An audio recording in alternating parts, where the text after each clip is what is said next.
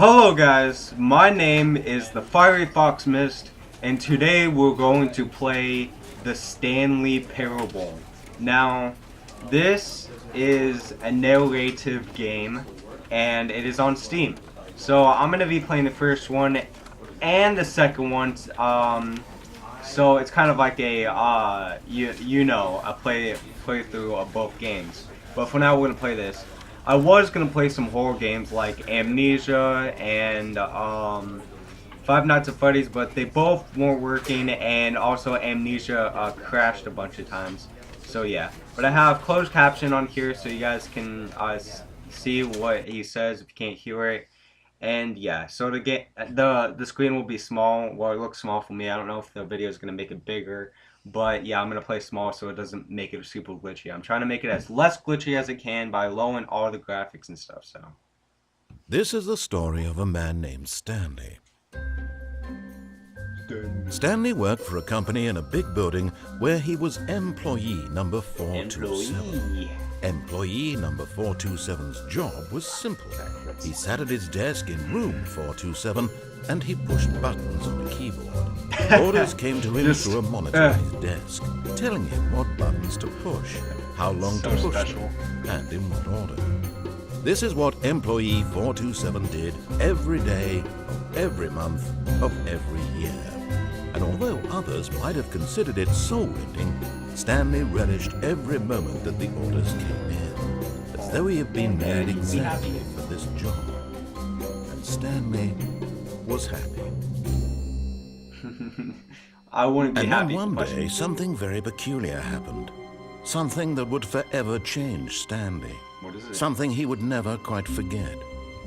He had been at his desk for nearly an hour when he realized that not one single order had arrived on the monitor for him to follow. Oh no. No one had showed up to give him instructions, call a meeting, or even say hi.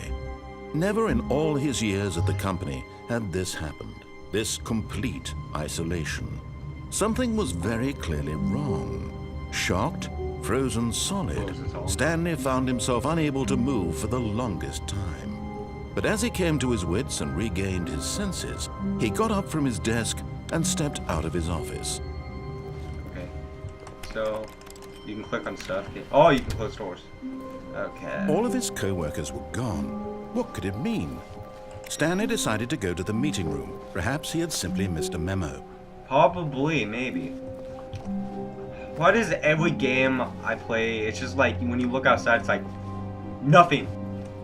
At least it's better than city in the sky. So it's kind of weird. I'm just gonna close the doors just because, you know, it's stuck in between doors. When Stanley came to a set of two open doors, he entered the door on his left. Okay, so I'm gonna follow along, so yeah. Painting. Oh, a leaf. Ah, you're so wet. Okay. Oh, look, those are nice paintings. Look pretty good. I might have hate them. Yet there was not a single person here either. Feeling a wave of disbelief, Stanley decided to go up to his boss's office, hoping he might find an answer there. Recognize core value or explains difficulty. Okay, it's pretty cool. I keep on getting stuck. Pool closet. Is there anything in here? No. Stanley stepped into the broom closet, but there was nothing here, so he turned around and got back on track. No! I don't wanna! This is interesting. Oh. There was nothing here. No choice to make, no path to follow, just an empty broom closet. No reason to still be here. Oh, those were interesting. Whoa, is that a wrench? Oh my gosh, wires. It was baffling that Stanley was still just sitting in the broom closet. He wasn't even doing anything. At least if there was something to interact with, he'd be justified in some way. As it is, he's literally just standing there doing sweet FA. I don't know what you're talking about, but obviously I am having fun. Stop interrupting my fun time. Are you really still in the broom closet? Standing around doing nothing? Why? Because everything in this room. Explanation here. I'm genuinely confused. No, it's because everything in here is fantastic, and I love everything, and I can just touch this. You do realize there's no choice or anything in here, right? If I'd said Stanley walked past the broom closet, at least you would have had a reason for exploring it to find out. But it didn't even occur to me because literally this closet is of absolutely no significance to the story whatsoever. I never would have thought to mention it. I don't know what you're Maybe talking about. to you this is somehow its own branching path. Maybe when you go talk about this with your friends, you'll say, "Oh, did you get the broom closet ending? The broom closet ending was my favorite." I hope your friends find this concerning. Nah, they won't find this concerning. All my friends are dorks. I don't know what you're Stanley talking was about. fat and ugly and really, really stupid. He probably only got the job because of a family connection. That's how stupid he is. That Oh, or wow. with drug money. Also, Stanley is addicted to drugs and hookers. Yeah, seems accurate. Stanley is a drug addict and a Well, I've come to a very definite conclusion about what's going on right now. You're dead. You got to this broom closet, explored it a bit, and were just about to leave because there's nothing here, when a physical malady of some sort shut down your central nervous system and you collapsed on the keyboard. Well, in a situation like this, the responsible thing is to alert someone nearby so as to ensure that your body is taken care of before it begins to decompose. Hello? Anyone who happens to be nearby? The person at this computer is dead. He or she has fallen prey to any number of your countless human physiological vulnerabilities. It's indicative of the long-term sustainability of your species. Please remove their corpse from the area and instruct another human to take their place at the computer, making sure they understand basic first-person video game mechanics and filling them in on the history of narrative tropes in video gaming, so that the irony and insightful commentary of this game is not lost on them. All right, when you've done that, just step out into the hallway. Alright. Welcome to me in the future. He died. So yeah. Ah, second player. It's good to have you on board. I guarantee you can't do any worse than the person who came before you. Right? Coming to a staircase, Stanley Okay, walked so- upstairs to his boss's office. Okay, so now I'm actually gonna do this part, and I'll do the other endings later on, because I read a little bit that there's different endings, so. And I never really played the game and watched videos. I watched a little bit of PewDiePie's video, but I fell asleep at one point at the end of this, but. Stepping into his manager's office, Stanley was once again stunned to discover not an indication of any human life. Shocked, unraveled, Stanley wondered in disbelief who orchestrated this. What dark secret was being held from him? What he could not have known was that the keypad behind the boss's desk guarded the terrible truth that his boss had been keeping from him. And so the boss had assigned it an extra secret PIN number, 2845. Okay. But of course, Stanley couldn't possibly have known this.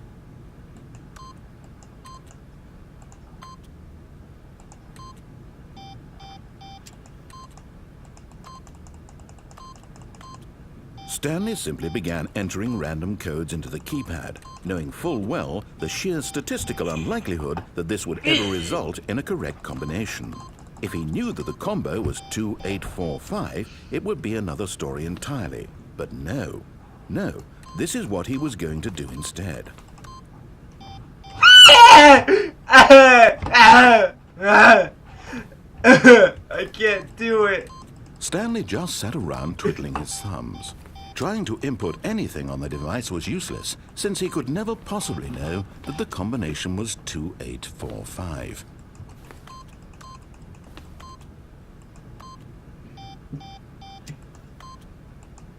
Two, 8, 4, 5.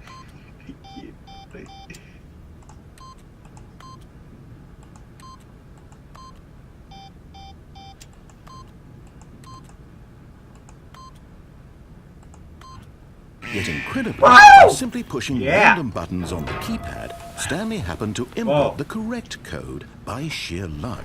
Amazing. He stepped into the newly opened passageway. Yeah, it's very beautiful in here.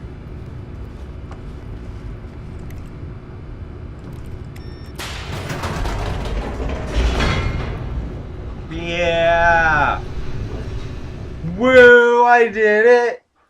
I'm the best. Woo, I did it. I'm the best. I'm like the boss at this game. I own this game and I rock at it. Yeah.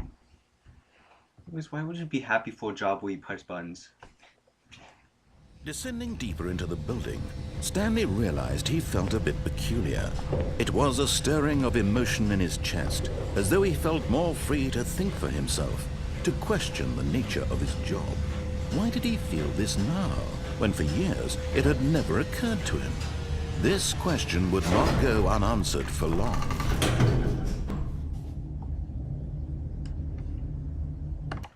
Okay, guys. Whoa, that was fun. That was actually really fun, but I'm afraid I'm gonna have to end it here. But this game is actually really fun. It's funny, and it's not a horror game. I'm sorry for you guys that got excited when I said I was gonna play horror games. I just can't do them. They won't let me. Every time I play a horror game, it's just like, no, you can't play it. But hopefully I can get one up and working. So yeah. But anyways, if you enjoyed this video, then thank you. You know, yeah. It's been a pleasure playing this game, and it's also been a pleasure with you guys watching me play this game. Now, I will probably upload another part today, at least hopefully, and do the other parts. Today will be like the following instructions, and maybe and if I have a little bit of time, maybe find some achievements online and see if I can get some of those. But for now on, I'm gonna exit out of the game, so yeah, and I'll upload this. But anyways, thank you guys for watching. It's been a pleasure, and as always, stay fiery, my friends. Bye-bye!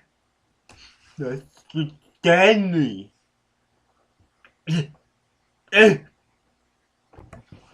That's on the end of the episode. My name's Stanley. I press buttons red.